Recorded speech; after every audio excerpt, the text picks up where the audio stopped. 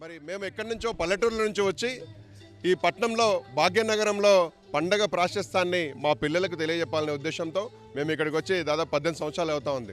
ప్రతి సంవత్సరం కూడా ఇక్కడ వర్ణ విభేదాలకు వర్గాలకు తావు లేకుండా ప్రతి పండుగను ఘనంగా జరుపుకుంటూ ఉంటాం. మేము ఈ పండుగ జరుపుకుంటా ఉన్నాం. మన సాంప్రదాయాలు, అలవాట్లు, ఆచారాలు తర్వాతి తరాలకు కూడా నిర్విరామంగా ముందుకు వెళ్ళాలనే ఉద్దేశంతో ఈ పండగల్ని ప్రతి ఇంటా జరుపుకోవటం.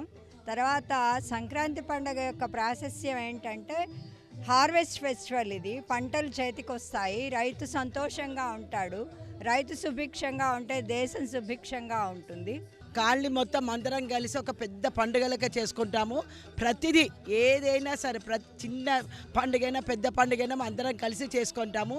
చిత్రాలౌడ్ అంటేనే స్పెషల్గా ఉంటుంది.